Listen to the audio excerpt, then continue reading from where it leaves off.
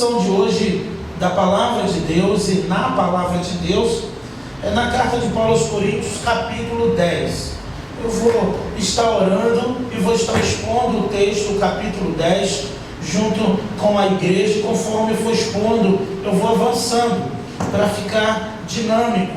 Embora tenha alguns assuntos que o apóstolo volta a tocar no assunto e iremos mencioná-los, mas aquilo que já foi exposto à igreja nessa ocasião, nós iremos avançando.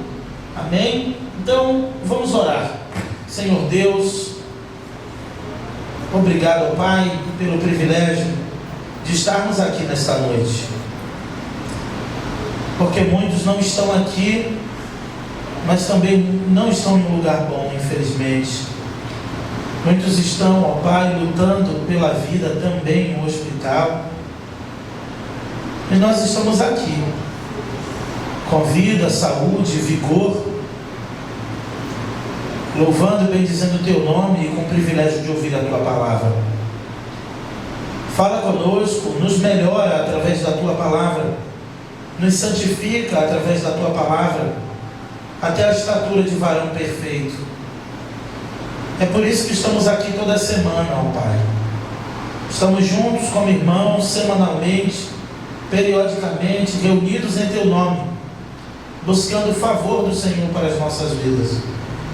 É o que eu te peço, te agradeço, desde já, em nome de Jesus. Amém e amém. Amém. Sejam bem-vindos. Os irmãos que estão chegando ali.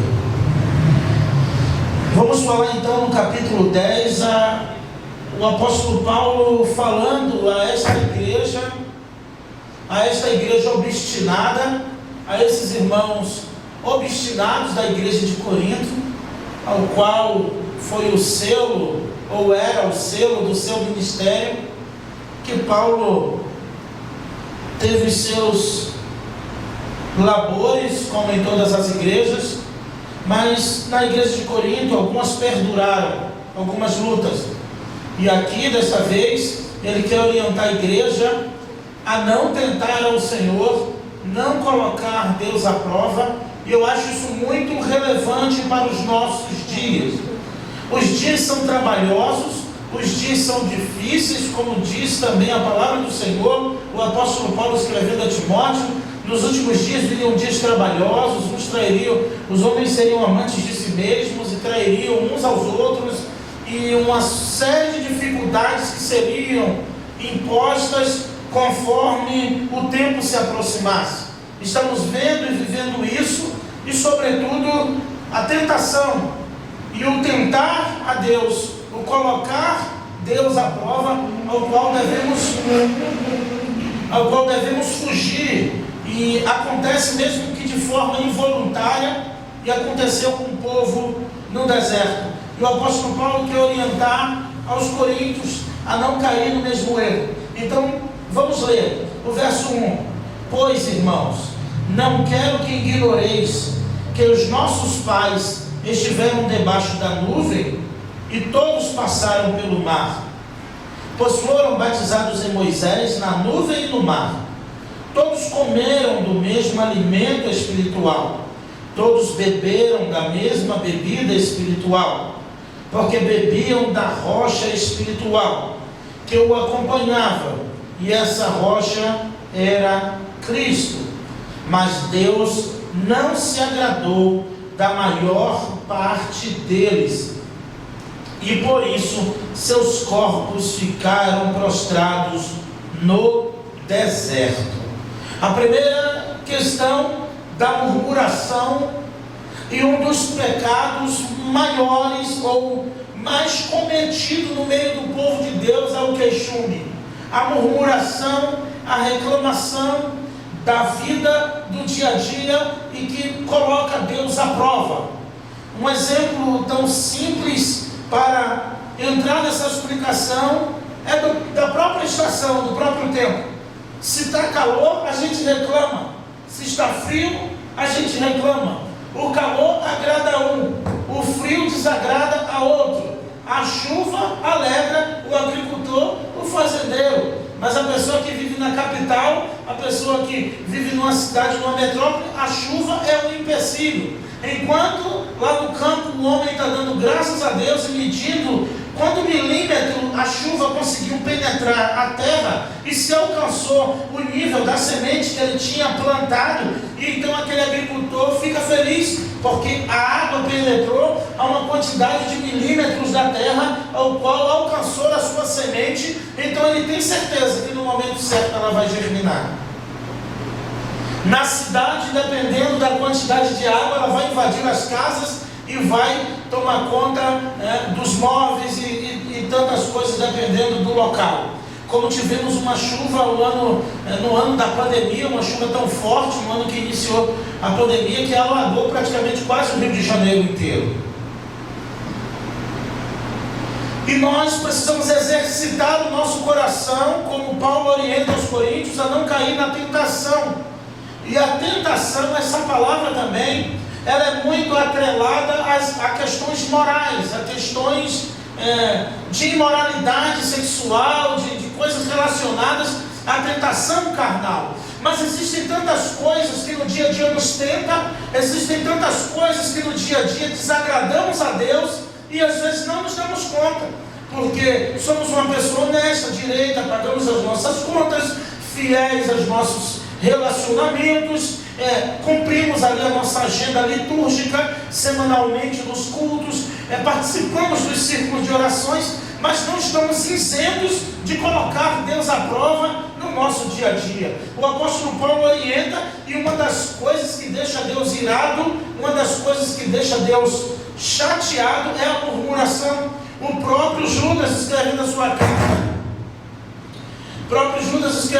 carta, vai lembrar ao seu público que Deus, uma vez tirado o povo do Egito, destruiu os que não creram. E a incredulidade é inimiga do milagre. A incredulidade é inimiga do avanço da obra. Olha, irmãos, às vezes é muito difícil lidar com a incredulidade com uma pessoa incrédula, e desanima. Você já teve a experiência de contar algo para alguém com tanta fé, tão motivado, e a pessoa então te joga um balde de água fria e vai: não, mas isso não vai dar certo, isso pode não dar certo, e então tira toda a esperança.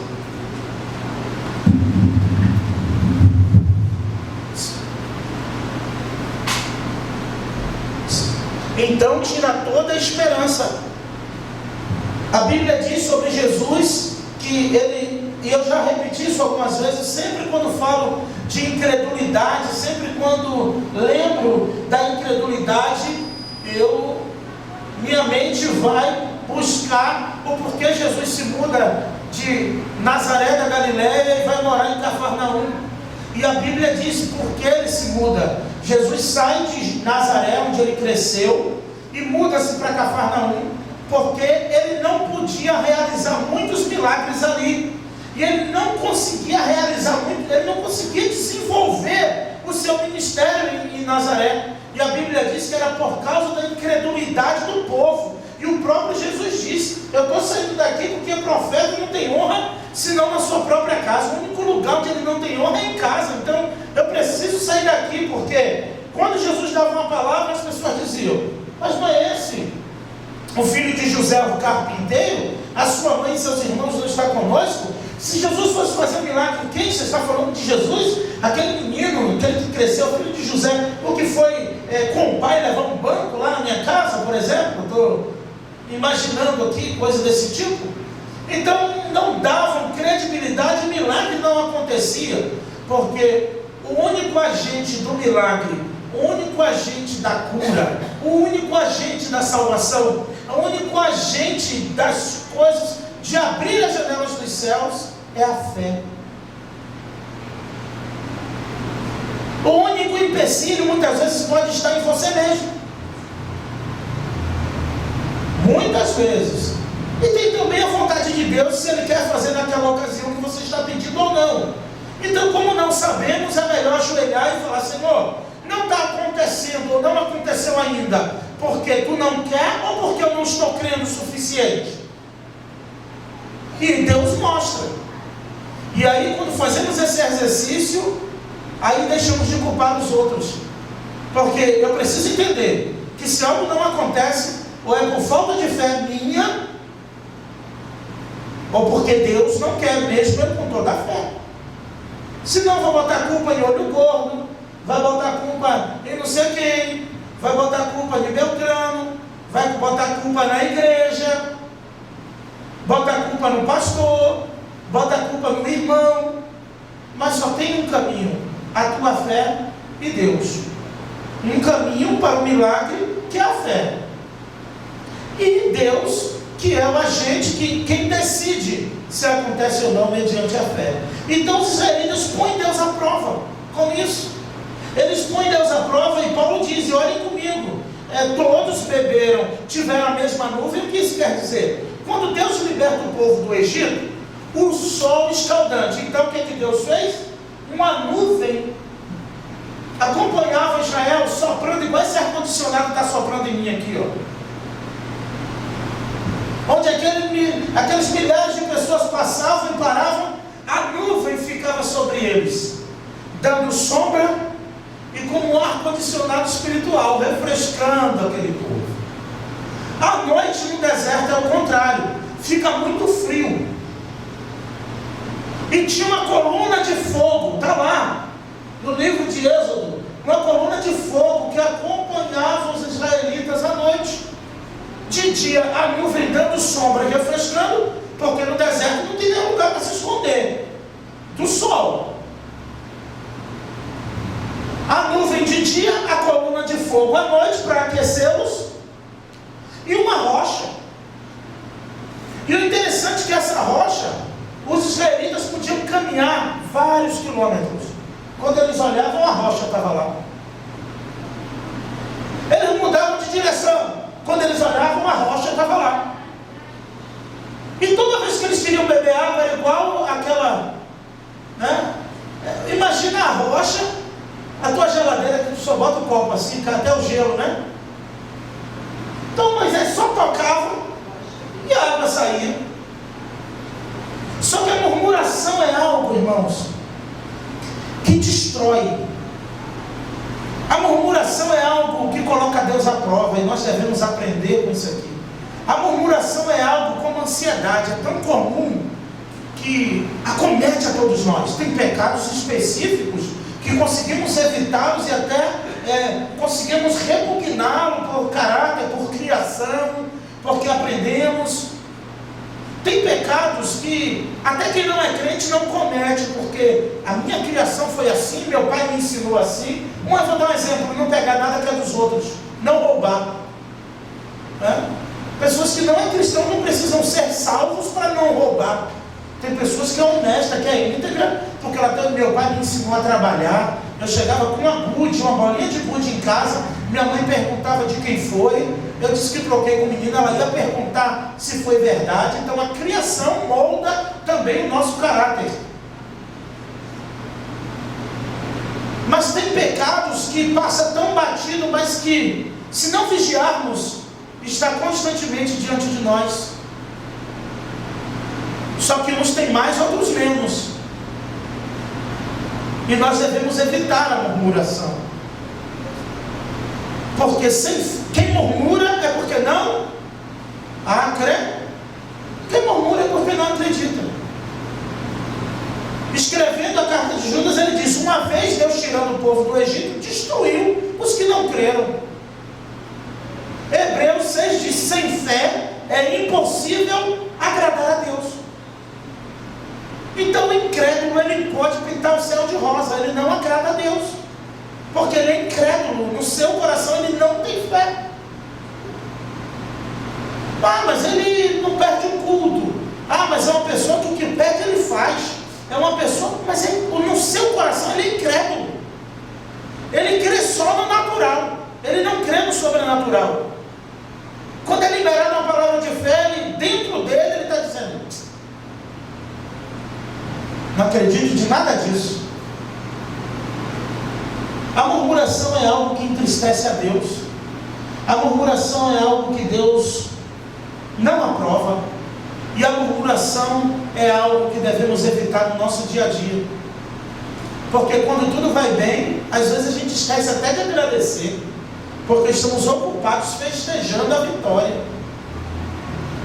e quando tudo vai mal, só dá errado para a gente, nada dá certo, eu sou azarado, e quem está falando está com o pulmão cheio de ar, com saúde, enxergando, ouvindo, às vezes está reclamando da vida e com a comida na mão. Se fosse naquele tempo, morria com garfo na boca.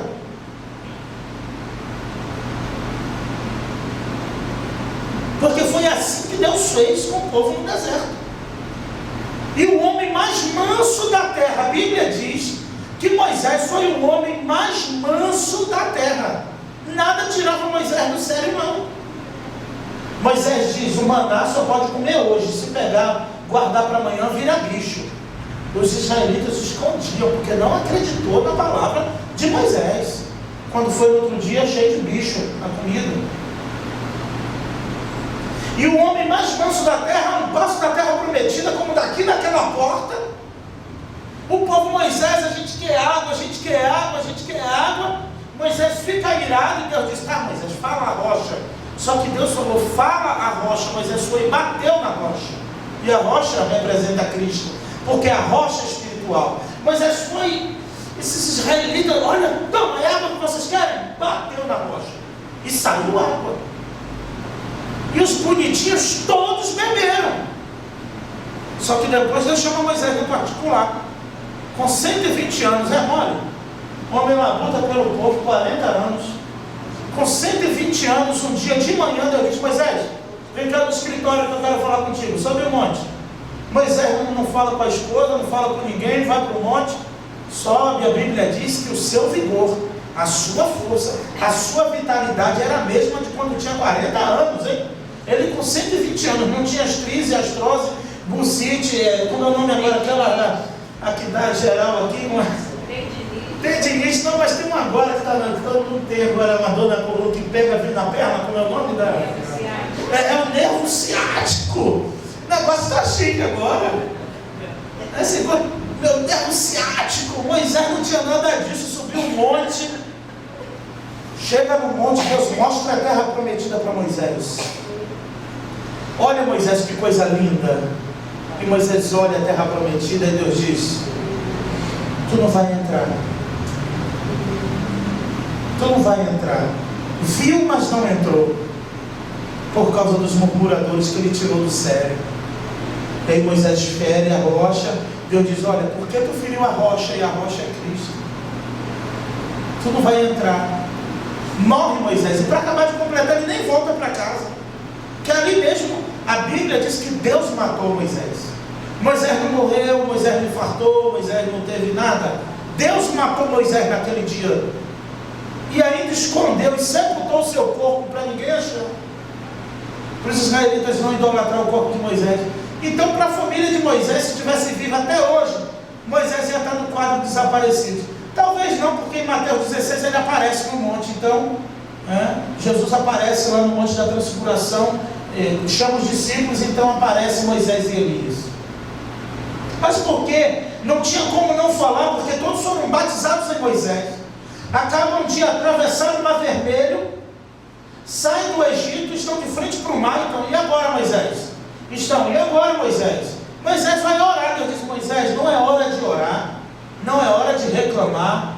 Avisa ao povo de Israel que marche. Às vezes o que falta para o avanço de uma igreja, e talvez é o que faltou para o avanço da igreja de Corinto, uma igreja cheia de dons, mas que não avançava, é porque falava muito, murmurava muito, reclamava muito, e na hora de marchar, marchava pouco. Na hora do sentido, eram poucos soldados na fila, e devemos marchar, devemos avançar. E enquanto marchamos, e aqui os militares sabem muito bem disso, independente de qual seja a sua área militar, você vai saber me dizer isso, que eu sei que você sabe, que o coronel, o tenente, quem está lhe mandando marchar, conversa com quem está do lado para você ver. Ele aceita? Você que comanda uma tropa aceita? Enquanto está marchando, está aqui conversando com um colega? Porque a hora de marchar é hora de marchar. A hora de estar no rancho conversando é hora de estar no rancho. Mas a hora para marchar é a hora de marchar. E o apóstolo Paulo está dizendo isso. Eles beberam da mesma bebida. E interessante isso, que o incrédulo come com o incrédulo. O sem fé anda com quem tem fé. Come da mesma comida, bebe da mesma água. Desacredita e faz os outros desacreditarem também. De repente, você começa a perceber alguma coisa em você mudar. Os teus olhos espirituais já não é mais o mesmo. A tua fé já não é mais a mesma. Porque você aprendeu a questionar tudo. E deixa de acreditar e perde a bênção. Porque quer entender tudo. O incrédulo normalmente se acha intelectual espiritual. É que tudo Deus tem que dar uma explicação o porquê. E se na mente dele não tiver o porquê, então ele não crê. E aí cuidado, anda com quem é crente. Está desacreditando muito de tudo? Afasta, senão o próximo incrédulo vai ser você. E sem fé é impossível agradar a Deus. Porque é necessário que aqueles que se aproximam de Deus creia que Ele recompensa quem o busca, que Ele galardoa dos que o buscam. Tenha fé. Não ponha Deus à prova murmurando, reclamando da sorte. É o que Paulo está dizendo. Mas Deus, o verso 5, olha comigo. Mas Deus não se agradou da maior parte deles, e por isso seus corpos ficaram prostrados no deserto. Essas coisas aconteceram como exemplo para nós, a fim de que não cobicemos as coisas más, como eles cobiçaram. Não vos tornei idólatras. Agora começa o jogo de comparação. Foram exemplos, símile, comparação, figura de linguagem de comparação. Como? Parecido. Não seja como eles, não sejam igual a eles. E Paulo está dizendo, o que aconteceu com eles serve de exemplo para nós. Olha, o verso 7, não vos tornei idólatras como alguns deles, conforme está escrito, o povo assentou-se para comer e beber, levantou-se para se divertir. Um povo que não adorava a Deus. E as pessoas pensam que idolatria é só ter um santinho em casa. Não. Se você não adora a Deus, você é idólatra, porque você já adora alguma coisa que não é Deus. Então o povo se levanta e vão curtir, vão fazer pouco caso. Não sejam como alguns deles. É a primeira orientação de Paulo aos Coríntios, eu creio que serve para nós. O povo se assentou para comer e beber, levantou-se para se divertir. O verso 8, não pratiquemos imoralidade, como alguns deles fizeram, e caíram num só dia 23 mil. Deus matou 23 mil em um só dia, por causa da imoralidade. Que era o povo leviano. Imoral, uma pessoa imoral vai além da imoralidade só no quesito carnal. Uma pessoa imoral é leviana, uma pessoa que desdenha, é uma pessoa que não tem princípios nem valores, é uma pessoa que vive uma vida desregrada em todos os sentidos da sua vida. Ser imoral é você não dar crédito, é você viver de uma forma fútil, ter uma vida fútil, não dá satisfação a ninguém, não responde a ninguém, e você acha que você vai responder a quem? Deixa de ser bobo. Você acha que não dá satisfação a ninguém? Você está enganado. Você está enganada. Você precisa dar. E essa pessoa primeiro tem que ser a Deus. Do que você faz, onde você anda, o que você tem feito, onde você tem entrado e saído. Que é o único que pode te livrar do inferno, da morte. E você acha que no dia do juízo ele vai querer a tua satisfação? O tempo é agora. Filhinhos, eu vos escrevi para que não pequeis. É bom que não peque, mas se pecar, fala com ele. Porque tem um advogado que intercede por vós à direita de Deus. Uma geração que não confessa tendo um advogado como Jesus. No dia do juízo, ele virá como juiz. É o melhor advogado que nós temos. Qualquer pecado não é para cometermos, mas se pecarmos, temos um advogado, e o seu nome é Jesus. Está à direita de Deus, intercedendo por mim e por você, nos absorvendo. E você quer viver a vida fazendo o que quer, andando por onde anda, e com um advogado disponível, sem te cobrar honorário nenhum. Veja quanto é uma hora de um advogado bom, um advogado top, né? Veja quanto é. Para qualquer causa, para no mínimo conseguir reduzir a pena, para conseguir um habeas corpus, para conseguir um semi-aberto. Tem que ser advogado muito bom, porque dependendo do crime. Vocês verem aí casos de grande repercussão nacional, daqui a pouco o habeas corpus está liberto, está na rua. E você tem um advogado que é Jesus. Eu e você, nós temos um advogado que podemos interceder. E para o advogado, vocês sabem, né? Que temos que contar toda a verdade. Porque um advogado só consegue te defender sabendo toda a verdade. Então devemos ser assim com Jesus, como nosso advogado. E ele intercede por nós ao Pai que está ele está à direita do Pai. E o apóstolo Paulo vai dizer: e não tentemos a Cristo, olha o 9, como alguns deles tentaram e foram destruídos pela serpente. Esse episódio aqui de destruídos pela serpente foi quando eles disseram: Moisés, acabaram de atravessar o Mar Vermelho, aí diz: a gente está com sede. Aí Moisés então vê as águas de Mara, bebe a água está amarga, eles reclamam. Moisés joga um pedaço de pau, a água fica doce, eles reclamam: mas só água. Aí dá o maná. Daqui a pouco eles estão: mas só tem maná? Só tem maná? E aí então Deus faz chover codornizes. Deus fica tão irado que voa codornas a 1,5 metro de altura assim, ó. Era tanta codorna que eles pegavam com a mão. E eles comendo a carne da codorna e falando: só tem codorna? Aí foi a gota. Aí Deus, ó, só tem maná, dá a codorna, só tem carne. É interessante, né? Isso não lembra nada dos dias de hoje, né? Cuidado, pai e mãe, para você não ensinar o teu filho a ser como um povo lá do deserto, que a geladeira está cheia, a despensa está cheia, está olhando: isso aqui para mim eu não quero. De novo, comprou isso de novo. Merece uma bifa, não merece? Merece uma bifa. Às vezes eu digo para minha filha: se tu fosse filha do meu pai, se tu fosse filha da minha mãe, tu ia ver. Nada mudou, irmãos, do povo do deserto para nós hoje. Nada mudou. E aí, quando eles reclamam das codornas, aí para Deus foi a gota. Moisés, o que tu tem na mão? Tem um cajado, joga lá no chão aí.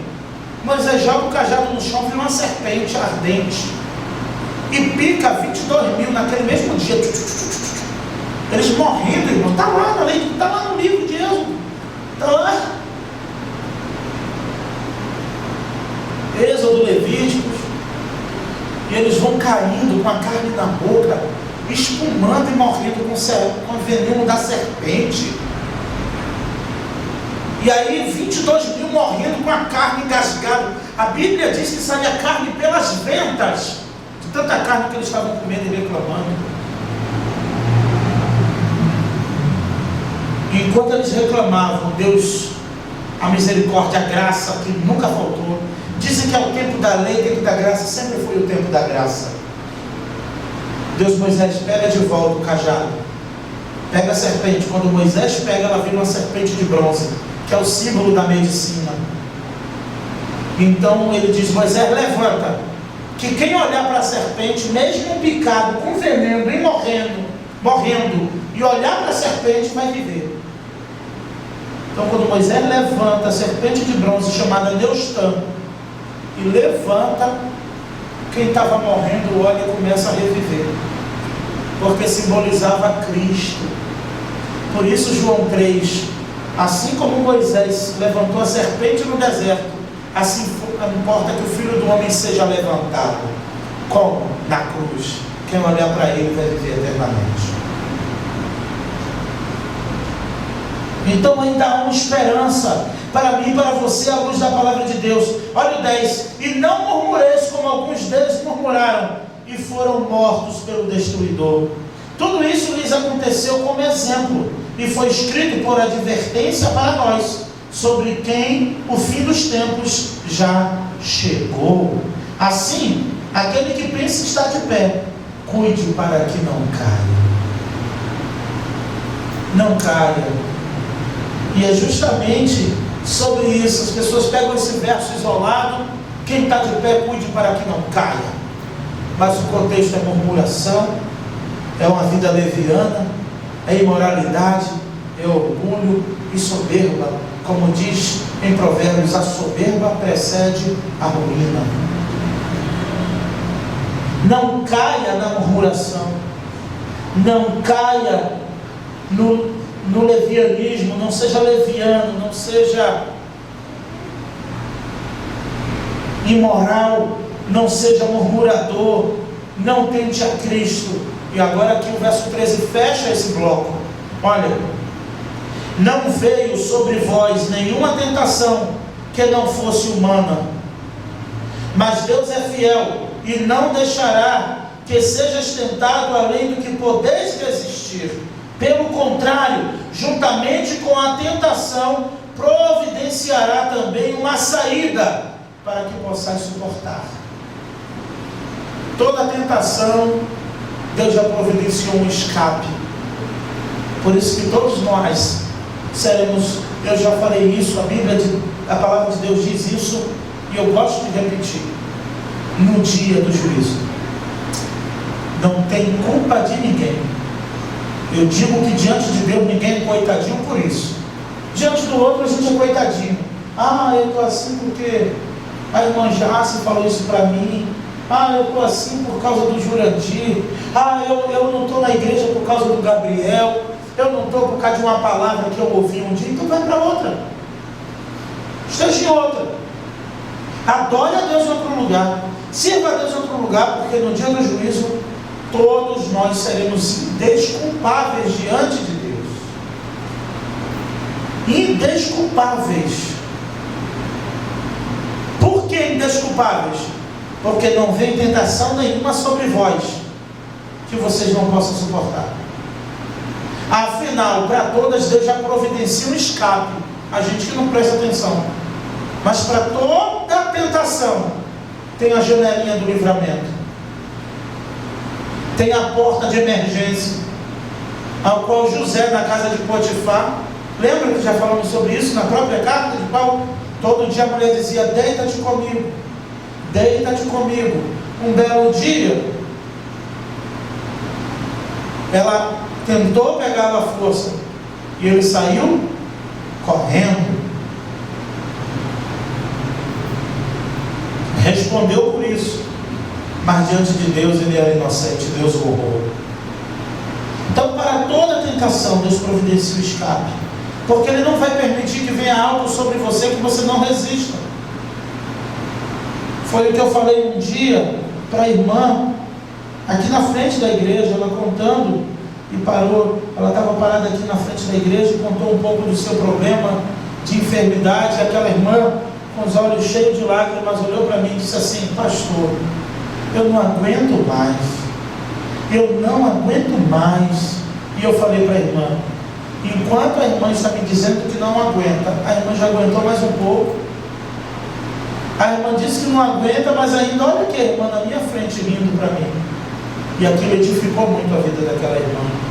Porque quando dizemos que não aguentamos, é porque ainda aguentamos. Porque no dia que você não aguentar nem falar, você vai conseguir. Você está se arrumando e dizendo: eu não aguento aguento mais. Você aguenta, você está se arrumando, está levantando, está indo trabalhar, está voltando, está tendo que ir, voltar. Você está dizendo, eu não aguento mais. E Deus, que é soberano, que conhece a minha tua estrutura, está dizendo, aguenta. Outro exemplo que já usei, mas venha calhar. Jó, toca em tudo, menos na saúde, mas toca no que tu quiser. O homem rico, com 10 filhos bonitos, oferecer sacrifício antes, se eles tivessem pecado no pensamento, Jó na mesa já pedia perdão pelo pecado dos filhos. Rico, sua família próspera, e do nada chega logo a notícia que os 10 morreram. Olha, teu filho estava lá reunido, caiu o telhado e matou todo mundo. O outro, não foi um, foram 10 filhos que Jó enterrou. Depois uma lepra no seu corpo, fétida. Depois os amigos o acusando de estar em pecado. Depois a sua mulher só lhe restou um cabo de telha para coçar as feridas. E ele dizia, eu sei que o meu Redentor vive e que por fim se levantará sobre a terra. Antes da minha carne ser consumida, antes de fechar os olhos, eu verei o Senhor. Já aqui no Novo Testamento, alguém vem até Jesus e pede para peneirar algum dos seus discípulos. Esse alguém era Satanás, que veio até Jesus e pediu, deixa eu testar Pedro, deixa eu passar a peneira em Pedro. Jesus olha a estrutura de Pedro, não vai aguentar não. Chama Pedro, Pedro. Jesus o adverte, Pedro, Satanás veio me pedir para te peneirar. Peneirar é fazer igual peneira o trigo para ver o que é que sobra.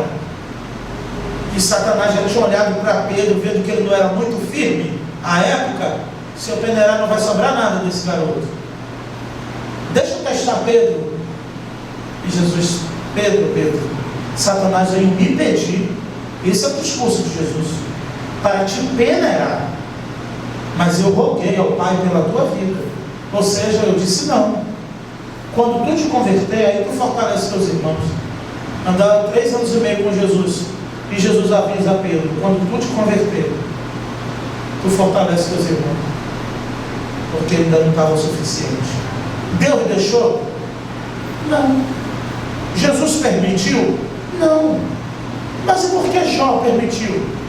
Tinha estrutura, foi até o final sem blasfemar, sem murmurar.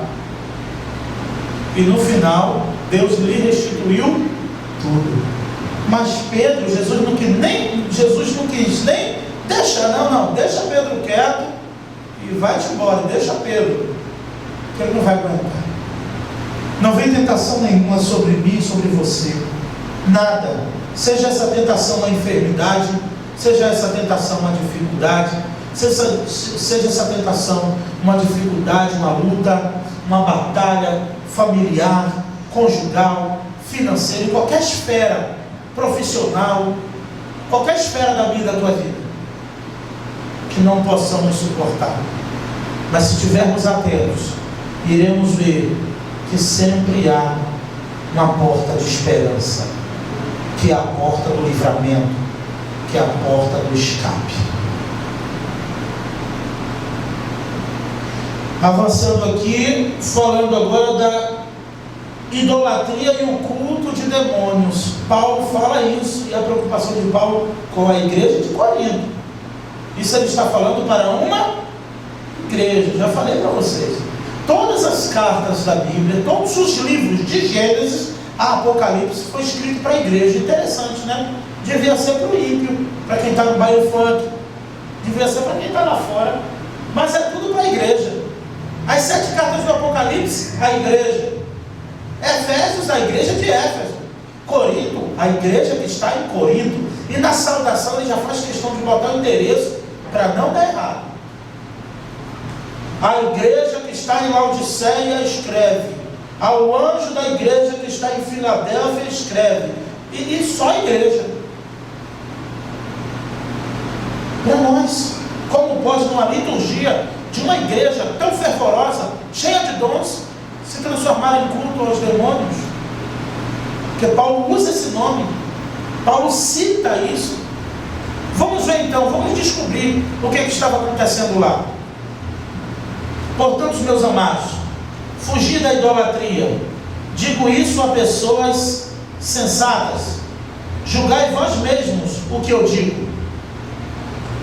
Acaso o cálice da bênção que abençoamos não é a comunhão do sangue de Cristo? Acaso o pão que partimos não é a comunhão do corpo de Cristo? Há somente um pão e nós, embora muitos, somos um só corpo. Por isso, participamos do mesmo pão. Olha o 18. Observai o povo de Israel. Por acaso os que comem dos sacrifícios não são participantes do altar? Será que estou dizendo que aquilo que é sacrificado ao ídolo é alguma coisa? Ou que o ídolo alguma coisa é? Não. Antes digo que as coisas que eles sacrificam, sacrificam-nas a demônios e não a Deus. E não quero que tenhais comunhão com os demônios. Não podeis beber no cálice do Senhor e no cálice de demônios. Não podeis participar da mesa do Senhor e da mesa de demônios. Ou será que estamos provocando ciúmes do Senhor? Por acaso somos mais fortes do que Ele? E tem gente que vive provocando ciúme no Senhor. Aí antigamente se dizia, não é bom nem falar esse nome, mas que é o crente Raimundo, pé na igreja e pé no mundo. Ele participa do culto, ele bebe no cálice do Senhor, participa da mesa do Senhor, e nos dias da semana está na mesa dos demônios, participando de coisas que não agradam a Deus, que não são sacrificadas a Deus. Está igual a brasileira rezadeira lá do Ginipapo, que eu falei a vocês uma vez. Ela dizia: vocês estão aqui no culto, durante a semana vão tudo para a rezadeira, domingo estão no culto. Aí eu pedi a lista para ela, quem ia se rezar com ela, e ela foi mesmo e falou: fulano, beltrano e ciclano, vem para o culto, mas vai rezar a espinhela caída durante a semana, mas vai tomar banho de arruda comigo para tirar o olhado. Pensa que isso acontecia lá? Não. Muitas pessoas que dizem serem cristãs bebem 2 cálices. Só que Deus já disse que não podemos servir a 2 senhores. E os seus olhos tudo vê, irmãos. Os seus olhos tudo vê. Ele quer você na mesa dele, não de mais ninguém. Na comunhão dele, não de mais ninguém. Porque quem tem comunhão com Deus se prepara para estar em desafeto com o mundo. Mas tem crente que é amigo de Deus e amigo do mundo.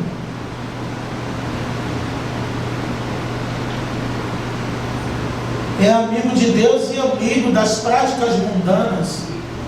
Ele não é amigo de Deus. E Deus sabe que você é um amiguinho falso. Deus sabe se você está sendo um falso ou um verdadeiro cristão. E Paulo busca isso dos coríntios. Vocês estão aqui, mas no culto sacrificado, come na mesa que sacrificam a demônios. E no domingo está na ceia do Senhor.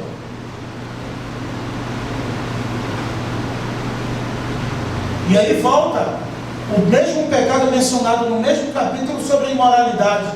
Quando a pessoa perde o senso da moralidade, perde o senso do temor de Deus, tudo é comum, tudo é normal, tudo pode. Deus entende. Afinal de contas, a pessoa, depois de praticar 1, 2 vezes, dorme e acorda, vê que está tudo bem, está respirando, nada lhe aconteceu. Ele diz: esse negócio de Deus julgar, de Deus cobrar é folclore. Deus me ama. Aí ele escuta: por isso que muitas coisas continuam acontecendo, que as pessoas vivem assim durante a semana inteira. Quando chega na igreja, em vez dos seus pecados serem confrontados para serem expelidos à luz da palavra de Deus, e sabe o Espírito de Deus e o próprio Deus, quem está, quem tem, quem não está, ele vem e escuta: Jesus te ama, Jesus está muito feliz com você. Você está feliz com Jesus? Ele vem e encontra então uma satisfação ao cliente. Ele não é contrariado, ele não é confrontado, ele não é encurralado pela palavra de Deus. Então, na própria mentalidade, a sua consciência já produz isso. Tranquilo, chegar domingo lá, eu só vou ouvir que Jesus me ama, toma a tua vitória, toma a tua bênção. E o pecado nunca é confrontado, o pecado não tem mais nome. Hoje não existe, em maioria, principalmente nos cultos televisivos e de internet, de YouTube. Por isso que muitos estão aderindo a esses pastores.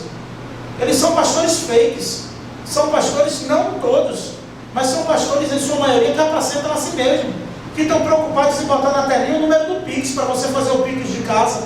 Claro, ele só está falando coisas boas, como vencer, como avançar, como crescer. Não fala de adultério, fornicação, pecado, maledicência, inveja. Não fala de homossexualismo, não fala de prática, não fala de nada que vai te fazer perder o céu. Nem sobre mentira eles pregam, já reparou? Porque são mentirosos, estão ali contando lorota para você. Pastor, o senhor está dizendo que eu não devo assistir? Não estou dizendo isso não, eu também assisto uns cabrabons aí. Mas também assisto os cabras ruins, que é para realmente eu ver batendo. Porque eles estão só inflando o ego, não confronta pecado. A igreja come na mesa do Senhor e na mesa de demônios. E para ele o que importa é a igreja estar cheia, porque se falar vão deixar de frequentar mesmo, vão deixar de ofertar. Segunda-feira um seminarista falou para mim no seminário: pastor, eu estava ouvindo aquela pregação do senhor no canal da igreja sobre te custará tudo. E eu estava ouvindo, eu estava emocionado, eu estava naquela, quando tem um momento na mensagem que diz assim: te custará tudo, mas também te custará o teu emprego, se ele estiver te atrapalhando de servir a Deus. Quando o Senhor fala aquilo, foi um balde de água fria em mim, eu me sentei na hora. Porque realmente eu trabalho tanto que se eu não vigiar, acaba tirando o meu tempo de servir a Deus. E o Senhor disse: eu não estou dizendo para você não trabalhar, eu estou dizendo para você arrumar outro, que você tenha tempo de trabalhar e tempo de servir a Deus. Essas verdades, irmãos, não é porque eu sou melhor, não, é uma verdade tão simples do dia a dia, que está sendo sonegada ao povo de Deus. Porque você aprende só que Deus te ama, você aprende só que Deus é, aí o Deus que é justo, você não aprende, o Deus que se ira todos os dias, o Deus que abomina o pecado. E Paulo escrevendo aqui pegou pesado, irmãos. É até difícil repetir hoje, porque falar demônios, Satanás, é algo até que a nossa audição sofisticada, por causa de pregadores sofisticados e de ouvintes sofisticados que estão sendo produzidos nas igrejas, acaba sendo assim, até ofensivo. Já está virando palavra de baixo calão falar isso. Já está virando palavra antiquada falar esses tipos de pecado. Tem que falar só pecados, erros. Mas quando você vai ao médico, se você não der o nome, se você não falar exatamente os sintomas que você está sentindo, ele não pode te dar o remédio certo. Quero ver se você vai no hospital com a dor no pé e vai dizer que é com a dor na costela. Ele vai te dar uma medicação errada, vai dar um revertério em você. A mesma coisa diante de Deus.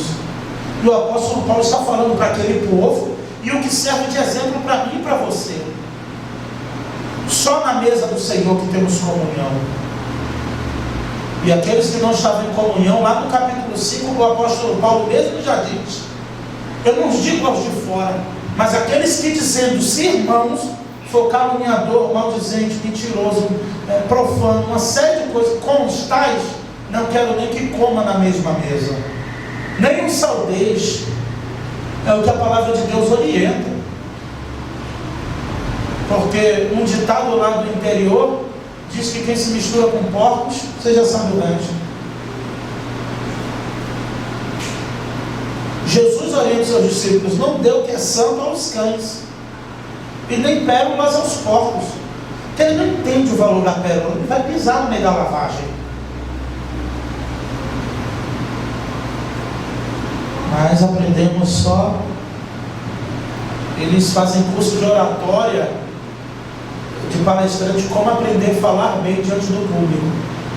Aí aprende que tem que ter uma pitadinha de humor, aprende que tem que descontrair o auditório, aprende que antes de falar uma verdade você tem que falar com uma brincadeirinha, que é para não sentir que a verdade está sendo ministrada sobre a sua vida, e nunca são confrontados. Por isso que tem uma geração de cristãos mimados, porque quando o seu caráter, a sua conduta, a sua moral é confrontada à luz da palavra de Deus, ele fica bicudo. Graças a Deus que agora com máscara não dá para ver bico de ninguém, então não estou falando para ninguém aqui, porque de máscara todo mundo já fica bicudinho mesmo, né? A gente já fica assim, porque a máscara fica encostada, então.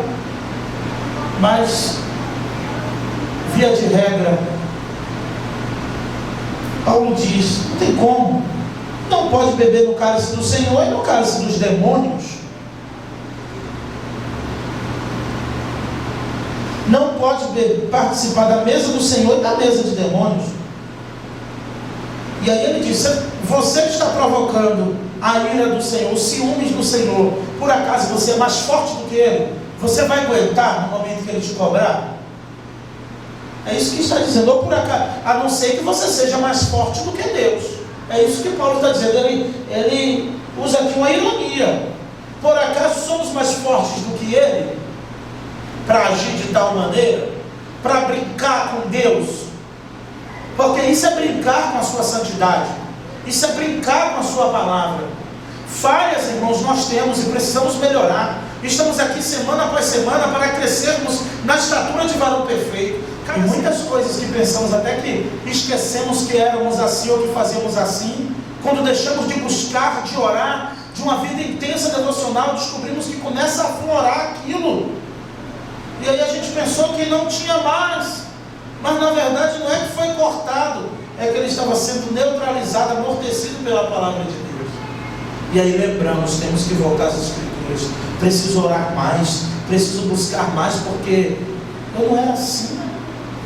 Então, quando começamos a buscar, a pressão espiritual fica bem equilibrada, tudo no lugar. Não podemos servir e viver dessa maneira. E a última, para finalizar, eu vou finalizar com a ajuda do Senhor, 9 horas em ponto. A liberdade cristã. Eu vou ler esse bloco inteiro e comento. Todas as coisas me são permitidas. Voltando à parte da mesa, observa que faz um link. Que não é que é proibido, só que não te convém. Porque não dá para fazer as duas coisas. Então ser cristão é ser livre. Mas livre para escolher também não fazer o que pode fazer. Todas as coisas me são permitidas, mas nem todas são proveitosas. Todas as coisas são permitidas, mas nem todas são edificantes. Ninguém busca o seu próprio bem, mas sim o do outro. Olha que ensinamento de ética cristã, de vida cristã, de relacionamento entre irmãos. Não busque o que é seu, busque o que é do outro, né? Ninguém busca o seu próprio bem, mas busque o bem do outro. Comente tudo quanto se vende no mercado, sem nada perguntar, por causa da consciência. Pois do Senhor é a terra e a sua plenitude. Se, portanto, algum incrédulo vos convidar e quiserdes ir, comei de tudo que vos for oferecido, sem nada perguntar, por motivo da consciência. Mas se alguém vos disser, isto foi oferecido em sacrifício, então não comais, por causa daquele que vos advertiu, por motivo de consciência. Eu não estou falando da tua consciência, mas da consciência do outro. Pois, por que seria julgada a minha liberdade pela consciência de outra pessoa? E se pratico com gratidão, por que eu seria culpado por algo pelo qual dou graças, pelo que dou graças. Portanto, seja comendo, seja bebendo, seja fazendo qualquer outra coisa, fazem tudo para a glória de Deus. A preocupação pelo bem do outro é tanta que você pensa assim: por causa do outro eu não vou fazer. Já falamos sobre isso.